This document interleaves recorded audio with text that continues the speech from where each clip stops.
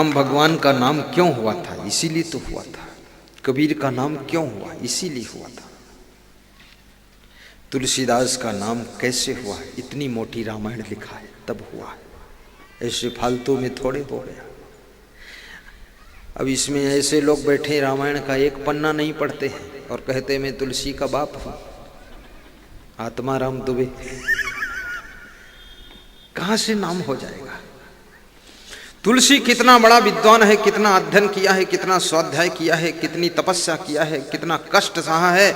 इतना बड़ा ग्रंथ लिखने में कितना अंगुलियां दर्द की होंगी। उस समय इतनी कुर्सी मेज की व्यवस्था भी नहीं थी, जमीन पर बैठकर लिखते थे।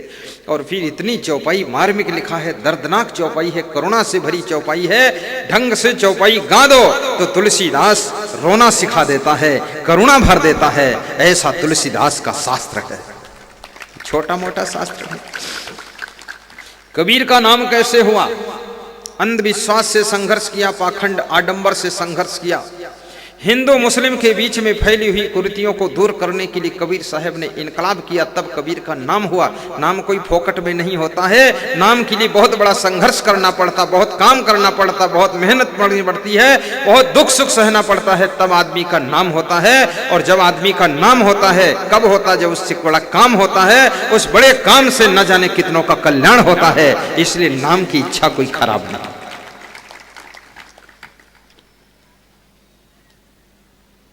अभी पिछले गांव से मैं आया तो वहां के एक भक्त ने सब संतों को कपड़ा दान दिया। 5-5 मीटर कपड़ा लाए। प्रोग्राम कोई दूसरा करा रहा था, वो कपड़ा लाए। तो मैंने उनसे पूछा तुम कपड़ा क्यों लाए? बोले मैंने सोचा मेरा भी थोड़ा नाम हो जाए। तो मैंने कहा तो और ले आओ तो और नाम कर दूंगा मैं मंच से। 5-5 मीटर लाए हो, 11-11 मीटर ले आओ। संत बढ़ गए हैं, उनके लिए भी ले आओ। तो बोले इसका आधा टुकड़ा कर दूं, 2.5 मीटर कर दूं तो बन जाएगा। हमने कहा नाम भी टुकड़े में हो जाएगा, फिर आधा ही नाम रह जाएगा। जब बड़ा काम करोगे तभी तो नाम होगा।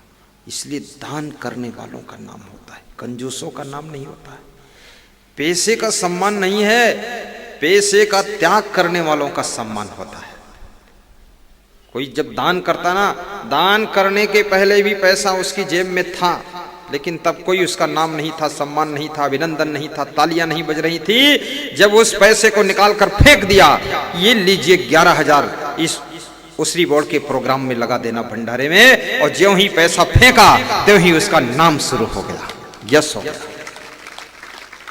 कोई सोचे हम पैसा कमा ले, पेटी भर ले, तिजोरी भर ले, जेब भर ले और स्विट्जरलैंड बैंक में डाल दें, इधर उधर रख दें, कमरे भर लें, उससे तुम्हारा कोई नाम नहीं होगा।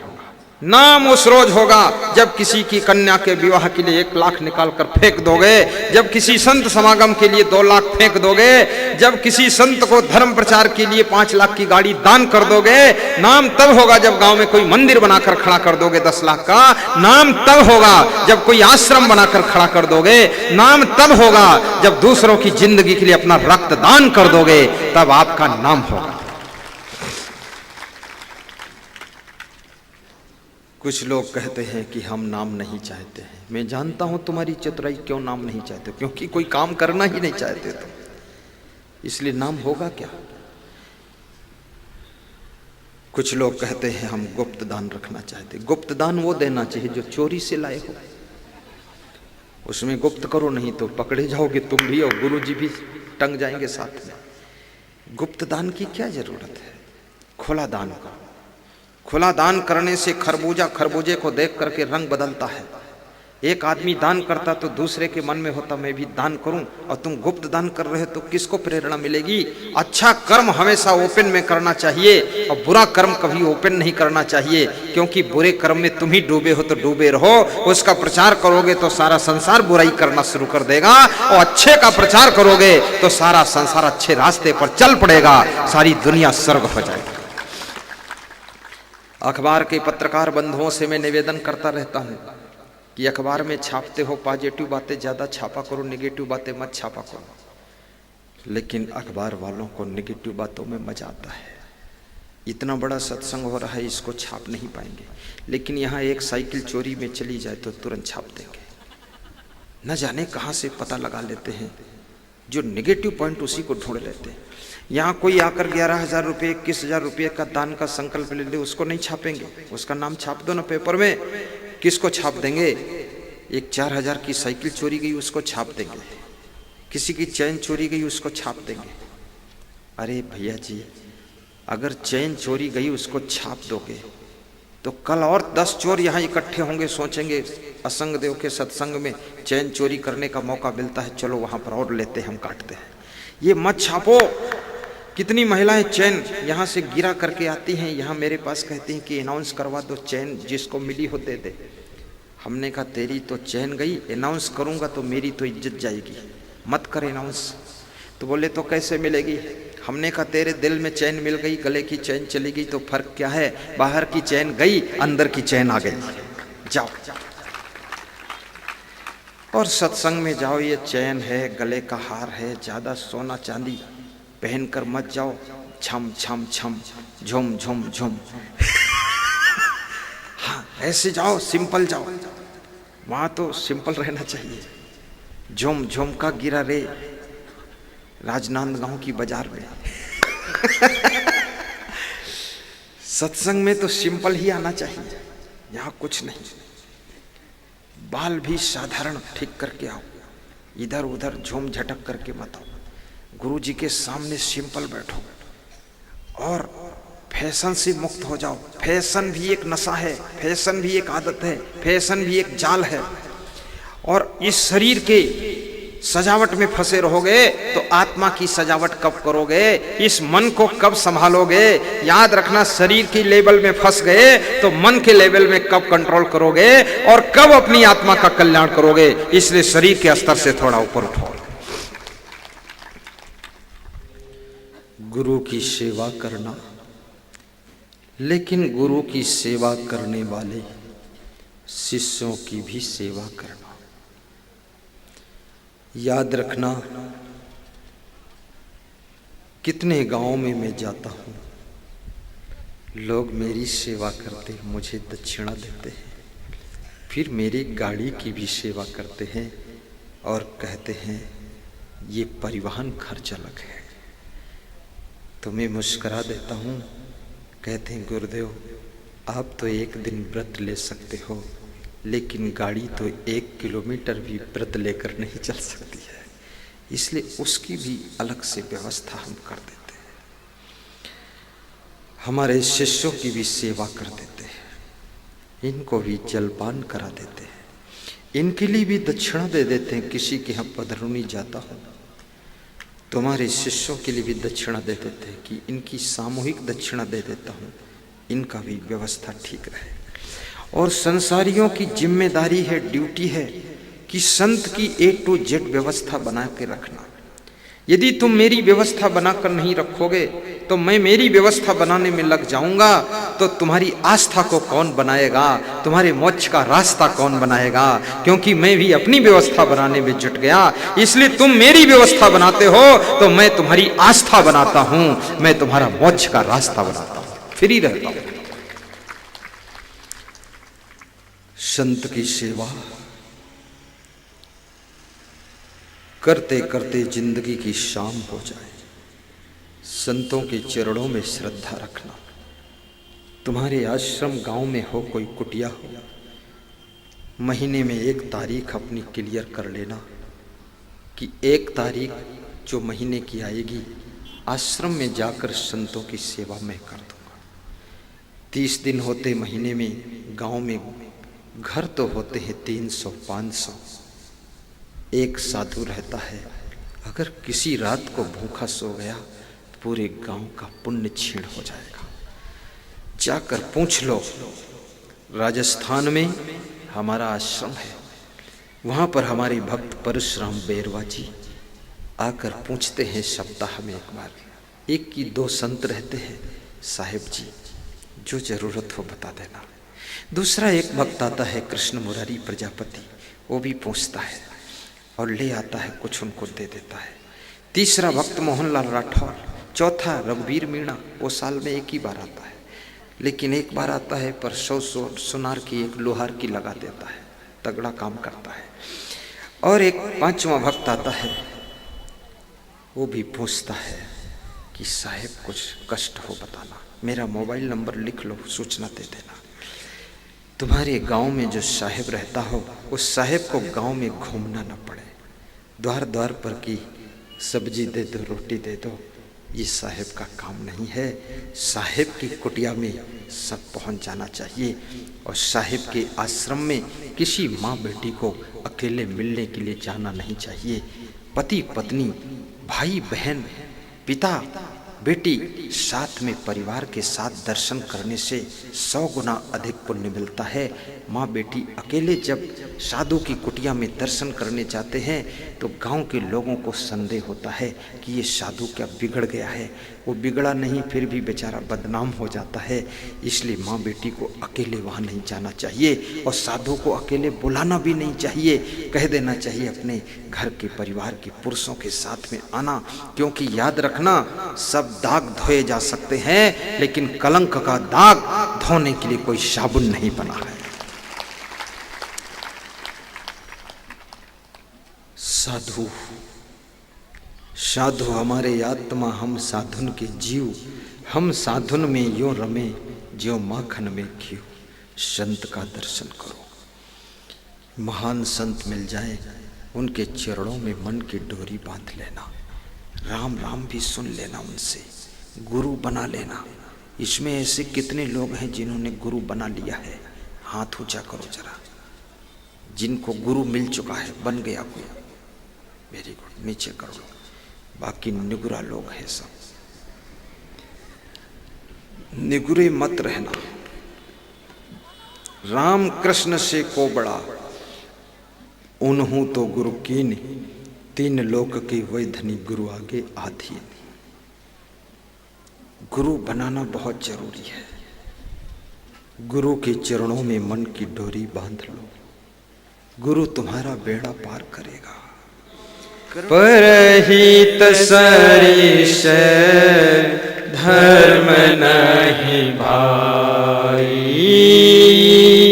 परहित सरिस धर्म नहीं भाई, पर पीड़ा सम नहीं अधिमाई, नहीं अधिमाई। परोपकार से बड़ा कोई धर्म नहीं है, पर पीड़ा से बड़ा कोई अधर्म पाप नहीं है। परोपकार करना, किसी की बेटी के विवाह में सहयोग कर देना। विवाह करने लोग आते हैं, उनको बहकाना मत। किसी की बेटी का घर बस जाए तुम्हारे सहयोग से, इसका बहुत बड़ा पुण्य होता है।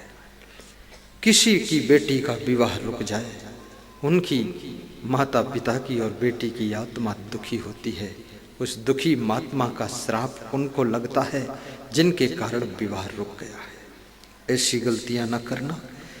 किसी का रास्ता मत रोकना। मकान बनाना तो सड़क से 2-4 फीट छोड़कर बनाना, ऊपर 3 मंजिल 4 मंजिल ले लेना, लेकिन सड़क पर नींव मत खोदना। पड़ोसी की बराबरी न करना कि उसने बढ़ाया तो मैं भी बढ़ाता हूँ। नहीं नहीं, पड़ोसी अगर गोबर खाए तो तुम क्या लेटरिन खा लोगे? पड़ोसी की बराबरी के, वो तो मूर्ख है, बुद्धि नहीं उसके, बैल दिमाग है, खोदता चला रहा है रास्ता में। ये सब बहुत गलत बात है। कभी भी भाइयों बहनों, अपने से हो सके, गर्मी का महीना आ रहा है, हर पूर्णमासी को अपने गांव में एक कमेटी बना लेना और शरबत की सेवा किसी चौराहे पर लगा देना। अपने गुरु के नाम से शरबत सेवा होर्डिंग लिखकर लगा देना, गुरुदेव के नाम से शरबत सेवा चल रही है, ठंडा शरबत पियो। कभी ठंडी के महीने में चाय की सेवा लगा देना स्टॉल चौराहे पर। कुछ निःशुल्क करो, कुछ फ्री करो, कुछ निष्काम करो, कुछ ऐसा करो जिसमें कुछ नहीं चाहिए वो करो, जिसमें कुछ नहीं चाहिए उसमें सब कुछ मिल जाएगा, जिसमें कुछ चाहिए तो कुछ ही मिलेगा, और जिसमें बहुत कुछ चाहिए तो कुछ भी नहीं मिलेगा, और जिसमें कुछ नहीं चाहिए तो सब कुछ मिल जाएगा। निष्काम होकर सेवा करो। कभी कभी सर्दियों में अपने गुरु के नाम से माता पिता की स्मृति में गरम कपड़े, गरम शाल, गरम कंबल, ज़्यादा नहीं 11-11 कंबल आप 50 लोग इकट्ठा कर लो, 500 कंबल हो जाएंगे। कंबल ले जा कर के ढूंढ ढूंढ कर उन दुखियारों को उड़ाइए जो ठिठुर रहे हैं, रात में पड़े हैं, उनको कंबल की सेवा कर दो। कभी कभी अपनी गाड़ी भी सेवा में लगा दो। कोई बीमार हो जाए आपके यहाँ, तुरंत कहो मेरी गाड़ी ले जाओ, मैं भी साथ में चल सकता हूँ। ये शरीर भी सेवा में लग जाए। हमारे राम स्वरूप देवांगन जी बैठे हुए हैं, खड़े हो जाइए। इन्होंने अपना शरीर दान कर दिया है। इस शरीर की कमाई से मेरा 2 बार समागम राजनांदगांव में किया है, खड़े रहना। और इस शरीर को भी हॉस्पिटल में दान कर दिया है कि मेरे मरने के बाद इस शरीर का कोई अंग किसी की जिंदगी में सहयोग कर दे तो मैं इसको दान करता हूँ। इस शरीर दानी भक्त खड़ा है, ताली बजाकर अभिनंदन। मैं इनके घर भी गया हूँ, बहुत प्रेम इनका है, बहुत स्नेह है। मैं आशीर्वाद देता हूँ, धन्य हो आप, महान हो आप तो आप हो। बैठो, विराजो। अभी बुढ़ापे में भी बहुत खुश रहते हैं कि अब इनको दफन करने की भी चिंता नहीं, क्योंकि शरीर भी दान हो गए, हॉस्पिटल वाले ले जाएंगे। अब इनका शरीर भी सुरक्षित व्यवस्थित हो गया। नहीं तो बहुत लोगों को चिंता रहती, कफन कौन लाएगा, दफन कौन करेगा। अब तो सरकार को दान कर दिया है देश की सेवा के लिए। और मैं निवेदन करूंगा, थोड़ा समय दान भी कर देना। समय दान, समय। भाइयों और बहनों, कबीर कहते हैं, करहो विचार जो सब दुख जल। यदि आपके अंदर विचार करने की सामर्थ्य पैदा हो जाए, विवेक जागृत हो जाए, तो आपके सब दुख दूर हो सकते हैं, आपका कल्याण हो सकता है। मैं आपको बहुत बहुत धन्यवाद देता हूँ। महात्मा विदुर से प्रश्न पूछा गया, वे कौन से लोग हैं जो राज्य और लक्ष्मी के अधिकारी बनते हैं, उनके क्या लक्षण होते हैं। विदुर कहते हैं, सुना दूं, बता दूं, अभी राज्य लक्ष्मी की बात है। यो सन्नियच्छति बेगम उत्थितम क्रोध हर्ष सहस्रियो भाजनम राजन यश्च उपत्सु चा मुह्यति। क्या अर्थ है?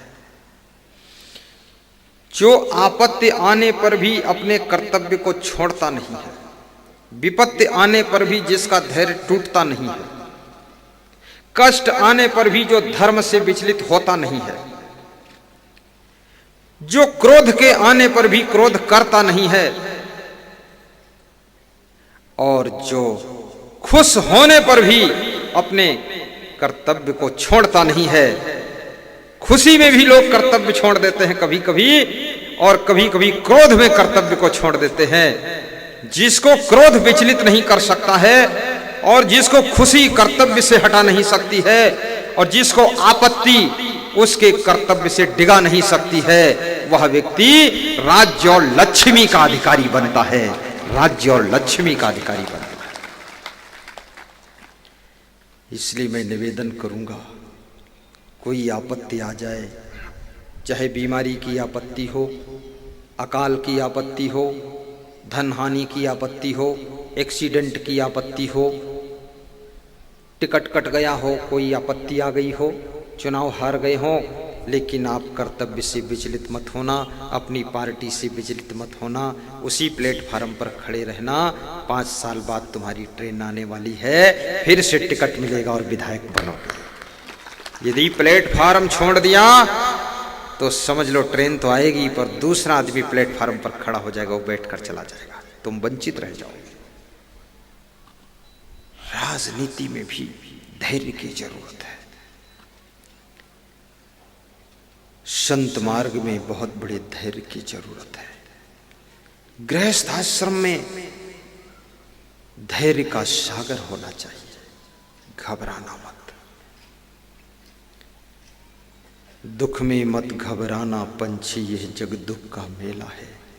चाहे भीड़ बहुत अंबर पर उड़ना तुझे अकेला है। आपका जीवन मंगलमय हो, आपका धैर्य सदैव ताजा बना रहे। आपके घर में कोई शराब ना पिए, आपके घर के सदस्य होटल में जाकर भी शराब ना पिए, आपके यहाँ कोई जुआ ताश ना खेले, ऐसी शक्ति प्राप्त हो। आपके घर में कलह कलेश ना हो, संतोष और प्रेम की गंगा बहती रहे, आपका मन सदैव प्रसन्न रहे, ऐसी मैं शुभकामना करता हूँ और धन्यवाद देता हूँ। सदगुरु कबीर साहिब से किसी भक्त ने प्रश्न पूछा है कि भगवान कहाँ रहता है, ईश्वर का निवास कहाँ है।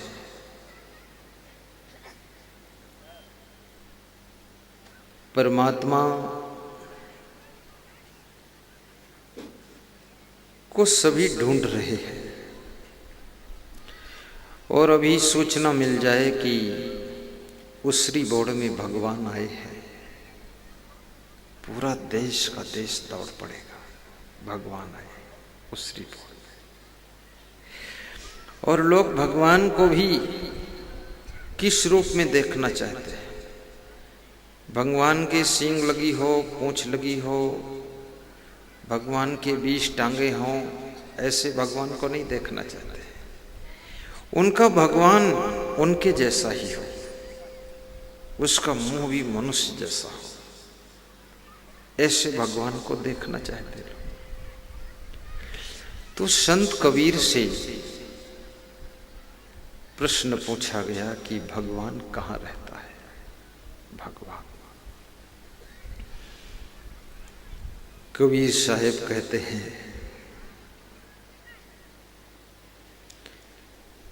ज्यों तिल माही तेल है, चकमक माही आग, तेरा साईं तुझ में जाग सके तो जाग।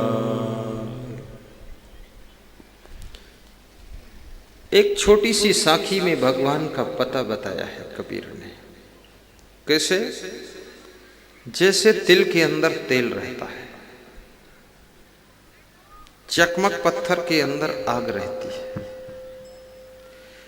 ऐसे तुम्हारा भगवान तुम्हारे अंदर ही छुपा हुआ है। तिल को छूने से तेल हाथ में नहीं लगता है, पत्थर को छूने से आग तुम्हारे हाथ को जलाती नहीं, लेकिन पत्थर पर चोट करो तो उसमें से आग चमकती है। और तिल को स्पेलर में पेरो तो उसमें से तेल निकलकर बाहर आता है। ऐसे तुम्हारे भीतर परमात्मा है, लेकिन तुमको दिखाई नहीं देता है। जब वो साधना की स्पेलर में तुम अपने आप को गुजार देते हो तो तुम्हारे आत्मा में ही परमात्मा का रूप दिखाई देने लगता है। इसके लिए साधना करना पड़ेगा।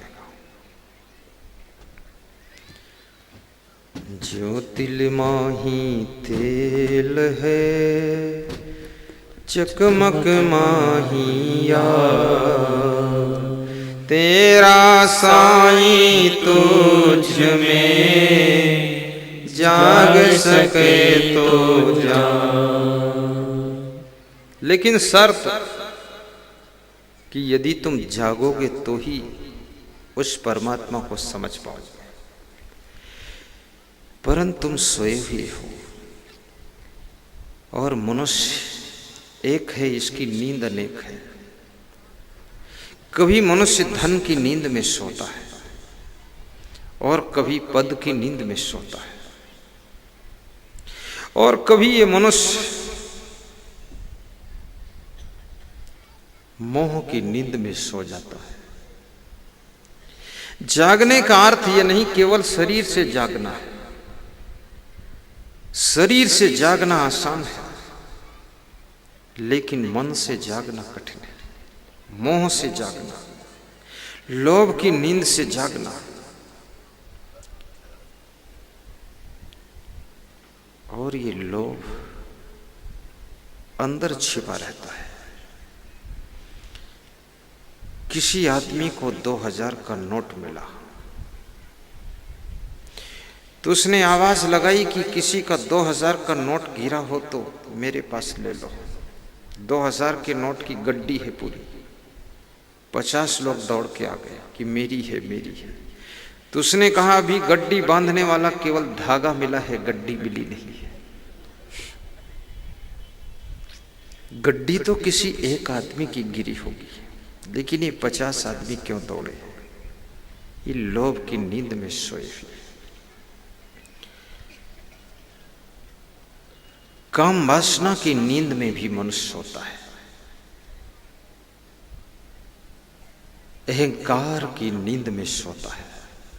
कुर्सी की नींद, पद की नींद, धन की नींद, जमीन की नींद, गाड़ी की नींद और साड़ी की नींद।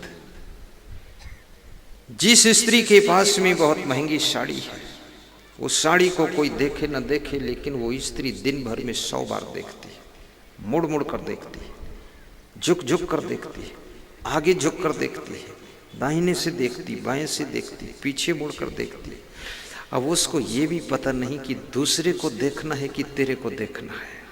ये साड़ी इस साड़ी की नींद है। और गाड़ी की नींद, गाड़ी की नींद भी आती है। हमारे पास में गाड़ी है। कितने लोग अपनी गाड़ी के बारे में बताते घूमते रहते हैं।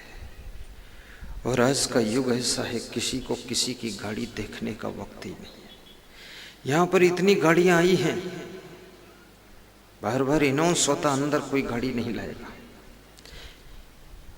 वो तो मेरी गाड़ी मुश्किल से लाने देते थे, इसको भी मना कर दे, और मेरे बिना इनका काम नहीं चलेगा। इसलिए ये समझते अगर पैदल लाऊं तो लोग प्रणाम करने में इतना घेर लेंगे, यहां पहुंचने ही नहीं देंगे, इसलिए लाते।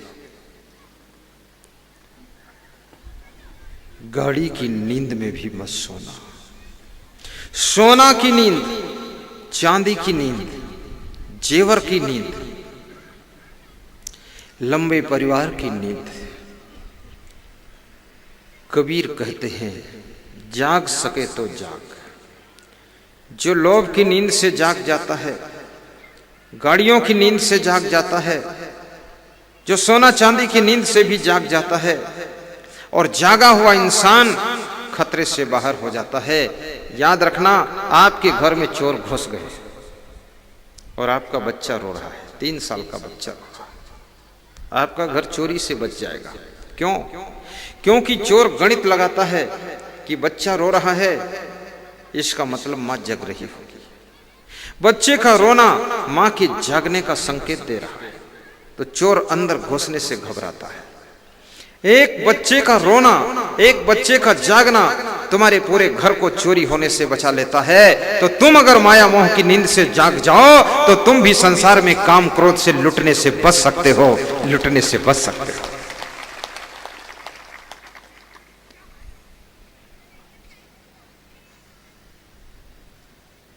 काम क्रोध मद लोभ लुटेरा, काम क्रोध मद लोभ लुटेरा, काया नगर में किए हैं बसेरा। कहीं अलग नहीं रहते हैं। इस काया नगर में रहते हैं। ये लुटेरे तुम्हारे साथ में रहते हैं और मजा ये है तुम ही को लूटते हैं। और क्या लूटते हैं? ये धन नहीं लूटते हैं, ये मकान नहीं लूटते हैं, सामान नहीं लूटते हैं। ये लुटेरे ऐसी चीज लूटते हैं जो पैसे से मिल भी नहीं सकती है, और उस चीज का नाम है तुम्हारी आत्म शांति को लूटते हैं। और लूटने वाले लुटेरे इसी काया नगर में रहते हैं और तुम्हारी शांति रूपी संपदा को लूट ले जाते हैं। काम क्रोध मद लोभ लुटेरा, काया नगर में किए हैं बसेरा, काया नगर में किए हैं बसेरा। तो क्या करना पड़ेगा? कैसे भगाओगे इन लुटेरों को? आप एक बात विचार करो, बचपन में तुम खुश क्यों रहते थे? क्योंकि उस समय ये लुटेरे सब सुप्त अवस्था में पड़े थे, और ज्यों-ज्यों तुम जवान हुए तो लुटेरे भी जाग करके जवान हो चुके हैं। बचपन में ना तो काम वासना तुम्हें परेशान करती थी, भूख लगी दूध पीने को मिल गया तुम सो गए, ठंडी लगी कुछ ओढ़ने को मिल गया तुम सो गए। बच्चा कितना सोता है, जब देखो तब सोता है। और ये जवान आदमी कितना जागता है, जब देखो तब जागता है, इसको नींद नहीं आती।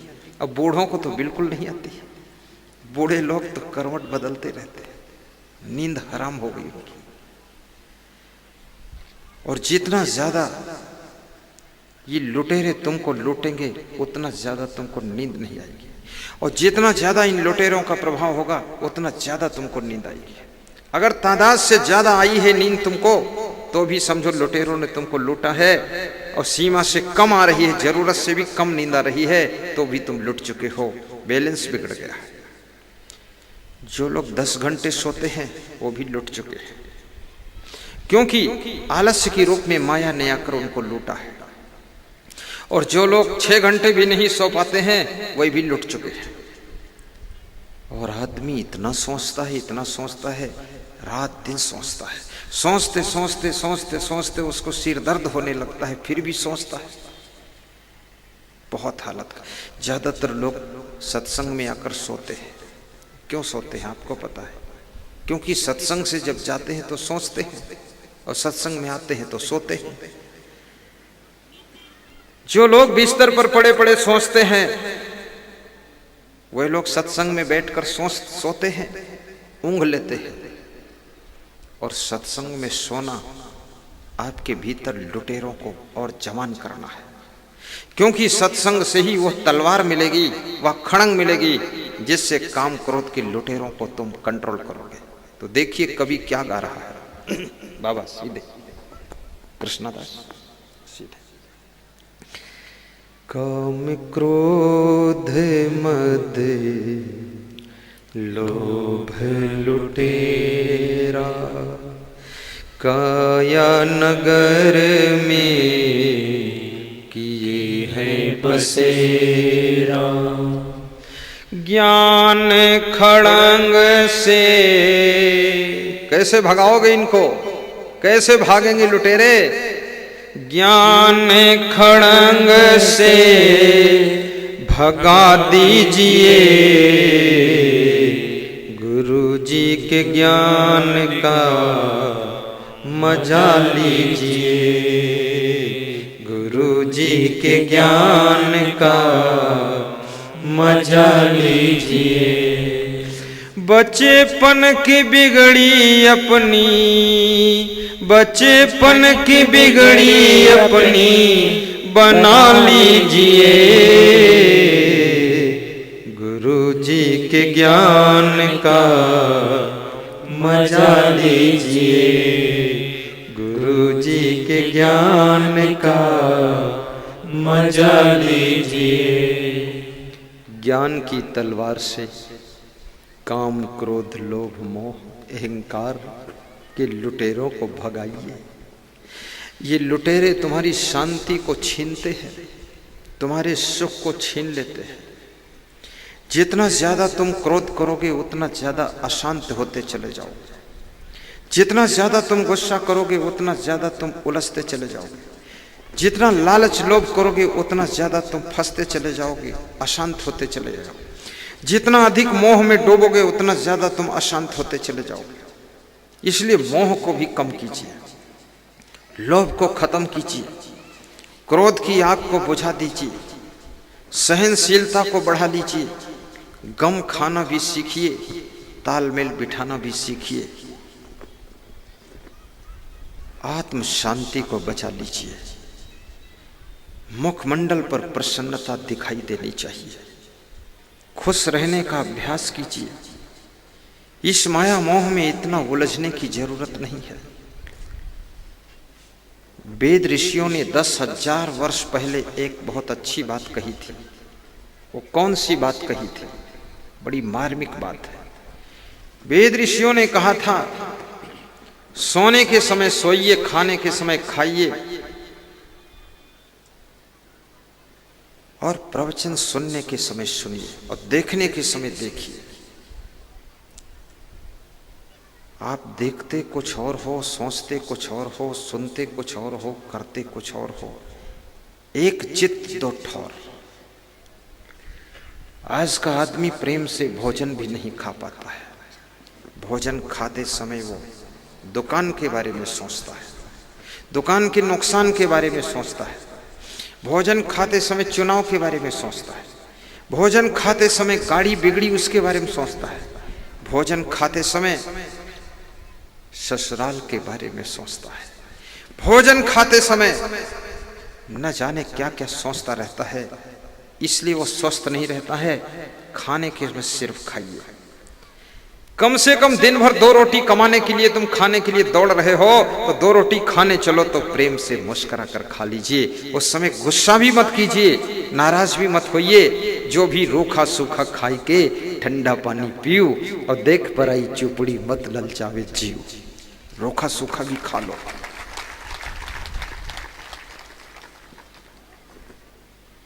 मैं गुजरात में था। भक्त नटवर भाई पटेल पादरा तहसील के बड़ोदरा जिला में भोजन कर रहे थे तो मैंने देखा इतनी मोटी रोटी थी और कोई हरे रंग की चटनी रखी थी थाली में। मुझे पता नहीं वो क्या थी चटनी, लेकिन रंग हरा था। रोटी तोड़कर जमीन में बैठकर खा रहे थे। आदमी अरबपति है भाई, रोटी और चटनी खा रहे थे। तो मैं उनकी ओर देखकर मुस्कुराया तो उन्होंने कहा, गुरुदेव कभी कभी रूखा सूखा खाए के ठंडा पानी पियो। ये रूखा सूखा जिसको तुम कहते हो ये स्वास्थ्य के लिए बहुत लाभदायक है। और जिसको तुम 56 प्रकार का व्यंजन कहते हो ये आपके पेट को बिगाड़ने में बड़ा सहयोगी है।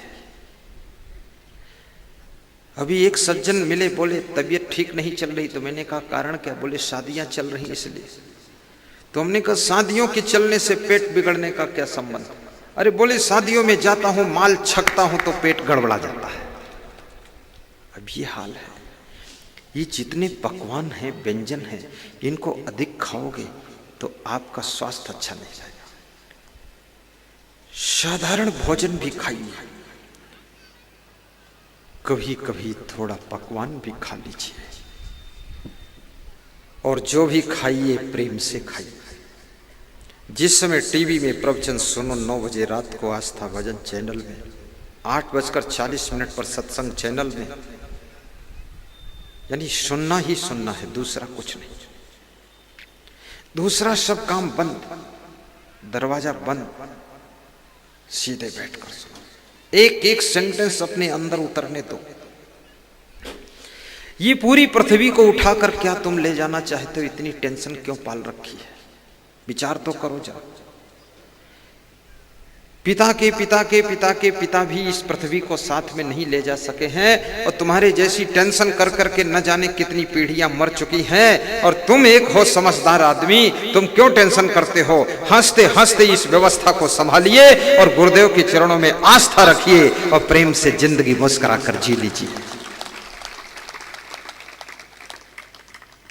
कितनी महिलाएं भी बहुत टेंशन करती है। महिलाओं को ज्यादातर टेंशन है कि बच्चों की परीक्षा है। इनसे ये पूछो, जब तुम पढ़ती थी तब कोई टेंशन थी तुमको? खुद पढ़ती थी, 10 बार फेल होकर आई है। अब बच्चों के लिए टेंशन कर रही है। ये टेंशन भी फालतू है। जिस समय खुद शिक्षा प्राप्त कर रही थी, किसी घर में दिवाली में सफाई हो रही थी घर की, तो एक मार्कशीट मिली, हाई स्कूल की मार्कशीट, तो उसमें लिखा था फेल। तो बाप ने बेटे को बुलाया और 2 थप्पड़ मारा, कहा मूर्ख, 1 लाख रुपए खर्च हो गए ट्यूशन पर ट्यूशन, कोचिंग पर कोचिंग, और रिजल्ट फेल, और मार्कशीट चुपके से रख दिया, क्या समझ रखा? तो उसने कहा पिताजी मार्कशीट में नाम पढ़िए किसका है। तो नाम पढ़ा तो बाप की नाम की मार्कशीट थी, बाप फेल हुआ।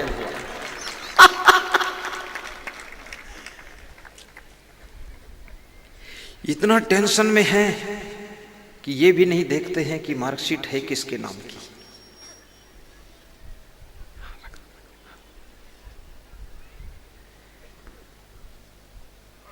तुम ही मेरे मंदिर, तुम ही मेरी पूजा, तुम ही देवता हो, तुम ही देवता हो।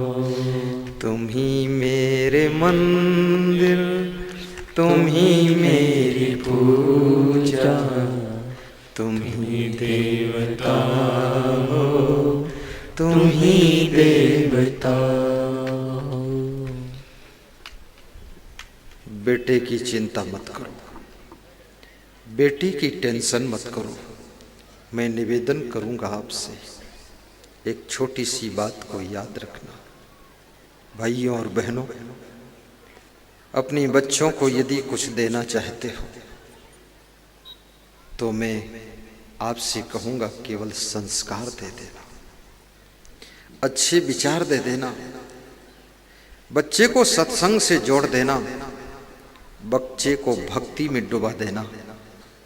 फिर बच्चे के लिए कुछ तुम्हें सोचना नहीं पड़ेगा। जिसके संस्कार शुद्ध हो गए उसका संसार शुद्ध हो जाता है।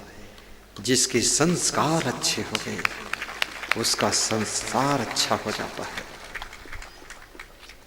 बच्चे के पास में बैठो तो उसे इंग्लिश मत पढ़ाओ। बच्चे के पास में बैठो, उसको संस्कृत वंस्कृत मत पूछो।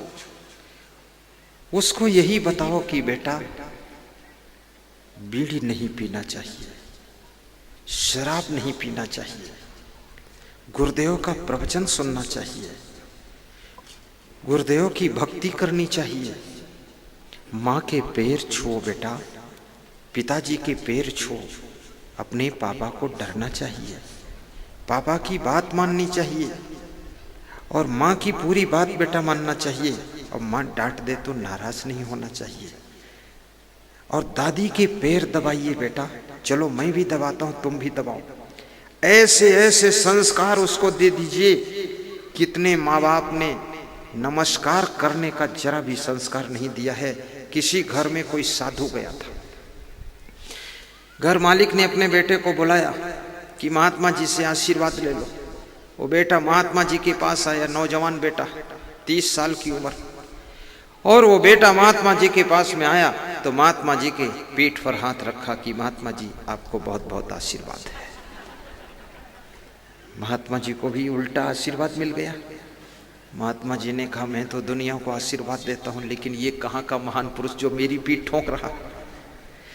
अब उसको अकल ही नहीं है, उस बेटे को संस्कार ही नहीं मिले कि आशीर्वाद लिया कैसे जाता है और दिया किसको जाता है और लिया किससे जाता है और किसकी पीठ पे हाथ रखा जाता है। कितने लोग मेरे से हाथ मिलाने के लिए हाथ बढ़ाते हैं, ऐसे लाओ। मैं कहता हूं मैं तुम्हारा दोस्त नहीं हूं जो हाथ मिला रहे। कितने लोग मेरे को ऐसे लिपट जाना चाहते, मैंने कहा लिपटो मत, दूर रहना, छूना नहीं, छूना नहीं। उनको मालूम ही नहीं, संस्कार ही नहीं दिया गया। गुरु जी को लिपटा नहीं जाता है, गुरु जी से हाथ नहीं मिलाया जाता है, और गुरु जी के कपड़े नहीं छुए जाते। केवल उनके कभी अवसर मिले तो चरण छू लेना चाहिए, और चरण छूने को न मिले तो उनके आचरण जरूर छू लेना चाहिए, और आचरण छू लोगे तो सारी जिंदगी बदल जाएगी। आज एक माता जी यहाँ पर प्रणाम करने दोपहर में आई है, एक छोटा सा बच्चा लेकर आई, तो उसने कहा इसके सिर पे हाथ रख दो। तो मैंने सोचा जल्दी रख दूं, नहीं तो खड़ी रहेगी, टाइम पास हो जाएगा। इस बालक के सिर पर हाथ रहे मेरा, तो मैंने हाथ रख दिया। तो उसने फिर मुझे 1 मिनट में कहानी सुना दी।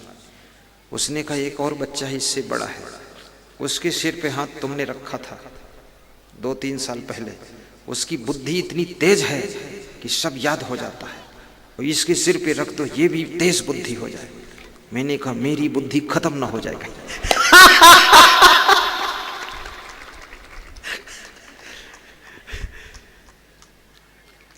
गुरु के हाथ में, गुरु के चरण में जो वास्तव में वैराग्यवान, तपस्वी, तेजस्वी गुरु होते हैं, संत होते हैं, ब्रह्मचारी, त्याग वैराग्य से युक्त, उनके हाथ के स्पर्श से भी घटना घट जाती है, उनके चरण के स्पर्श से भी घटना घटती है, उनके चरणामृत में प्रभाव होता है, उनके हाथ से दिए हुए फूल में बहुत बड़ी ताकत होती है।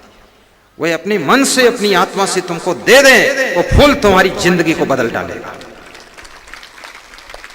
खुशबू आने लगेगी आप में भी।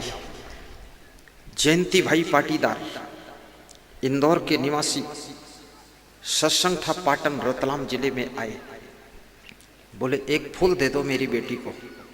मैंने कहा खुद फूल लेकर आओ, गुलाब का फिर दे दूंगा। बोले कहाँ लेने जाऊं गुरुदेव, गांव है ये, इसी में से दे दो, कोई दे दो। तो जबरदस्ती मेरे हाथ से एक फूल दिलवा दिया। तो मैंने कहा किस उद्देश्य से दिलवाया है? बोले 6 साल से शादी नहीं हो रही, अटकम अटकी लगी है, और फूल लेकर चले गए। और मुझे भी भरोसा नहीं था कुछ होगा इसमें, क्योंकि मैं मन से नहीं दिया था, जबरदस्ती लिया था। और 7 दिन के बाद फोन आया कि शादी कंप्लीट फाइनल हो गई है, अब आशीर्वाद आप और दे देना। तो मैंने कहा ये तो गजब मामला हो गया, मैं चाहता भी नहीं था तो भी आशीर्वाद खींचता चला गया। आशीर्वाद तुम्हारी श्रद्धा की डोरी खींच लेती है। आपकी कितनी श्रद्धा है, आपका कितना प्रेम है, मैं आपको जानता हूं कि नहीं जानता हूं, इससे भी कोई मतलब नहीं। तुम अपनी श्रद्धा की डोर को अगर जोड़कर रखे हो तो ऐसे संत पुरुषों का आशीर्वाद आपको गुप्त रूप से मिल जाता है।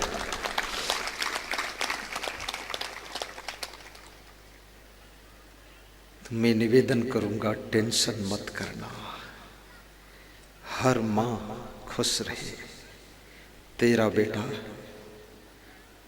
बहुत महान बनेगा।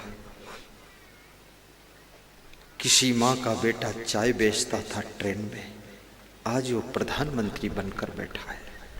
तेरा बेटा तो चाय पीता है, वो न जाने क्या बन जाएगा। हाँ, तू टेंशन क्यों करती है? और मैं कहता हूं कुछ बने न बने, वो चाय पीता ही रहे, इतने बहुत है। चाय पिएगा तभी तो कुछ है उसके बाद, तभी तो पीता है। किस्मत का गेंद उछलकर कब कितनी ऊंचाई पर तुमको पहुंचा दे, क्या भरोसा है। तुम क्या लेकर संसार में आए हो, क्या लेकर संसार से जाओगे, क्या यहां तुम्हारा है और क्या पराया है। किसकी मोह में तुम रोते हो, सभी मृत्यु लोक में काल के गाल में समाने वाले हैं। किसका अहंकार करते हो, सब मिट्टी में मिलने वाला है। किसके लिए दुखी होते हो, ना कुछ मिला है ना कुछ खोने वाला है। और किसके लिए हर्ष में अहंकार करते हो? क्योंकि कोई चीज स्थायी रहने वाली नहीं है। न पद सदा रहेगा, न प्रतिष्ठा सदा रहेगी, न तुम सदा रहोगे, न हम सदा रहेंगे, न हम रहेंगे, न तुम रहोगे, न मोहब्बत रहेगी, न विवाद रहेगा, केवल एक नाम रहेगा, अच्छा काम करिए।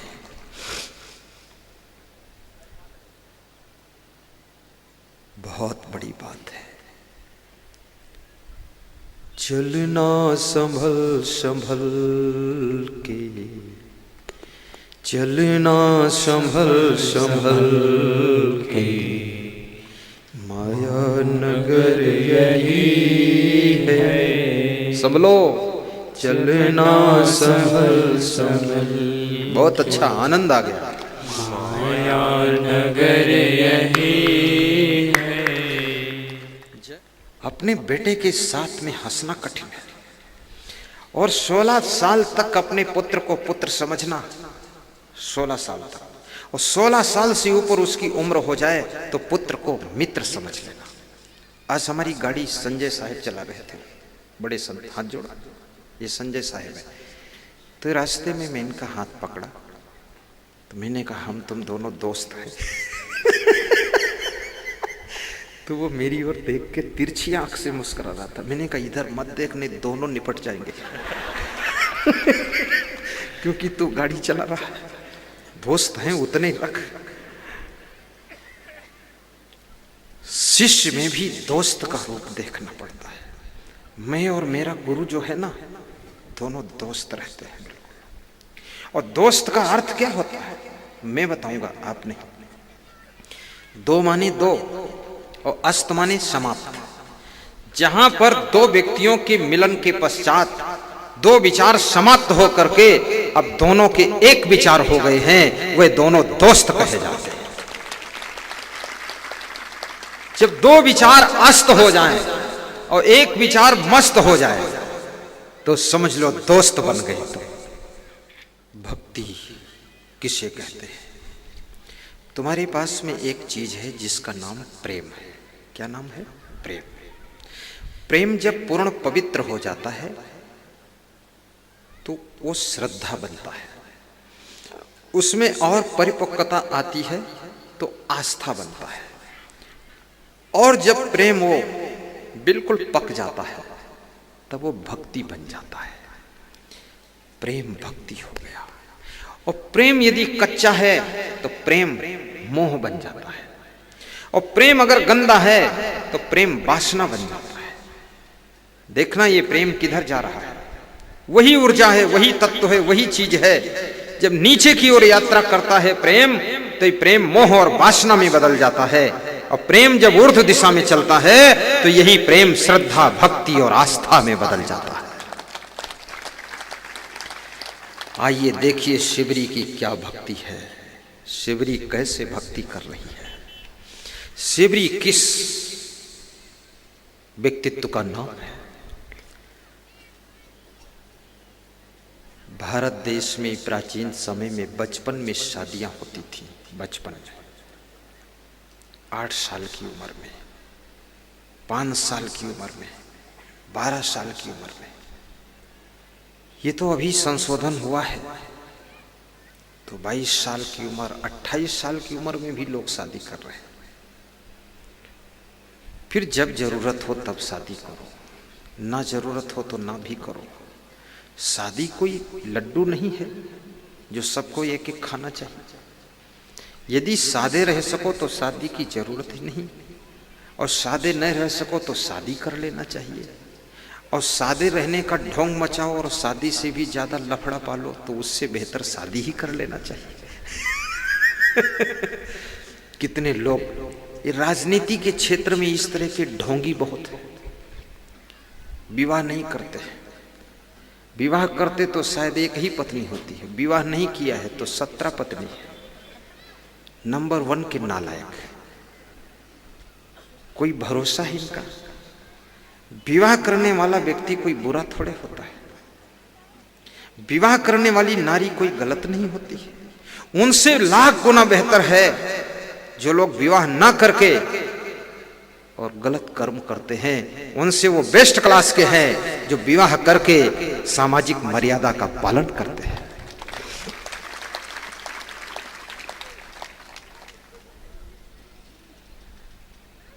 कबीर साहब ने कहा, हद चले सो मानवा।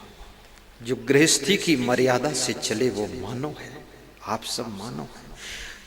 और विवाह ना करे और गृहस्थी की मर्यादा तोड़ दे, रावण की चाल में चले तो राक्षस है। और विवाह क्यों किया जाता है? विवाह तो सृष्टि को संचालित करने के लिए किया जाता है, इसलिए विवाह किया जाता है, सृष्टि चलती रहे। और जो बिना विवाह के रह सकता है, बिना भोगों के रह सकता है, अपने मन को कंट्रोल कर सकता है, संसार के भोगों को भोगने की इच्छा नहीं है, उसे तो संत हो जाना चाहिए, उसको फिर ये फील्ड छोड़ देना चाहिए, इसमें रहना ही नहीं चाहिए, महात्मा हो जाओ। और संत से ज्यादा सुखी संसार में कोई नहीं है, संत से ज्यादा भाग्यशाली कोई नहीं है। सच्चा संत उसका नाम है जिसके चरणों में भगवान भी आकर के दंडवत करने लग जाता है।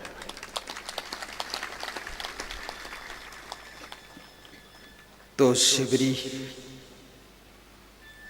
का बचपन है, विवाह की तैयारियां चल रही हैं। भीलिन जात की शिवरी है, द्वार पर भेड़ बकरी बांधी गई है। शिवरी ने अपनी मां से पूछा, मां ये भेड़ बकरियां क्यों? मां ने कहा, तेरी शादी होगी, भेड़ बकरियों का मांस पकाया जाएगा, मेहमानों को खिलाया जाएगा। शिवरी मन में विचार करती है कि शादी तो मेरी होगी और बर्बादी भेड़ बकरियों की होगी। अगर एक शादी में ना करूं तो ये सैकड़ों भेड़ बकरियों की जान बच सकती है। याद रखना, यदि तुम्हारे कोई छोटे से त्याग से गांव का हित होता है तो उसको त्याग कर दो, व्यक्ति का त्याग कर देना चाहिए। अगर गांव के त्याग से पूरे जिले का कल्याण हो रहा है तो गांव का त्याग करना चाहिए, और जिले के त्याग से अगर प्रदेश का कल्याण हो रहा है तो जिले का त्याग कर देना चाहिए। अगर प्रदेश के त्याग से पूरे देश का कल्याण हो रहा है तो प्रदेश का त्याग कर देना चाहिए, और विश्व का कल्याण हो रहा है तो देश का हित छोड़ देना चाहिए। और विश्व का जब कल्याण होगा तो साथ साथ मेरे देश का भी कल्याण हो जाएगा। कितने लोग अपने छोटे से स्वार्थ के लिए भयंकर नुकसान करते हैं।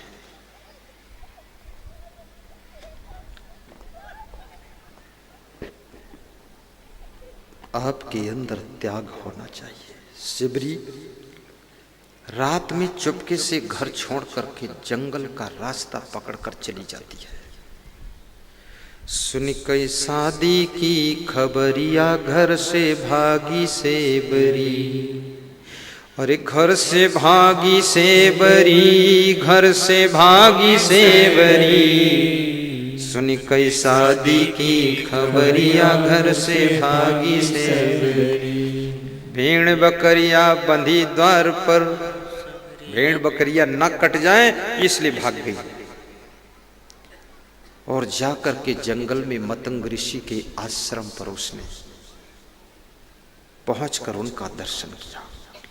संसार से भागा हुआ आत्मा यदि शीतलता कहीं पाता है तो महात्मा के चरणों में पाता है। मतंग ऋषि ने शिवरी को देख करके पहचान लिया कि कोई दिव्य आत्मा हमारे आश्रम पर आई है। शिवरी से स्थिति पूछा, शिवरी ने बताया। मतंग ऋषि ने कहा कि बेटी, पंपा सरोवर के किनारे छोटा सा आश्रम कुटिया बनाकर रहना। तेरी भक्ति से, तेरी तपस्या से, तेरी साधना से, तेरे संयम नियम से, तेरे त्याग तप से भगवान राम तुझे तेरी कुटिया में आकर दर्शन देंगे। जा, विश्वास करना बेटी, पंपा सरोवर के किनारे आश्रम बनाकर। शिवरी की छोटी उम्र है लेकिन हिम्मत छोटी नहीं है, गुरु पे विश्वास छोटा नहीं है। मतंग ऋषि की बात पर विश्वास करके पंपा सरोवर के किनारे कुटिया बनाकर शिवरी राम का इंतजार कर रही है। सुबह सोकर जागती है तो बार बार पुकारती है, मेरे राम कब आओगे? राम राम राम। तुम सुबह उठकर जागते हो तो क्या करते हो? भैंस भैंस भैंस चिल्लाते हैं।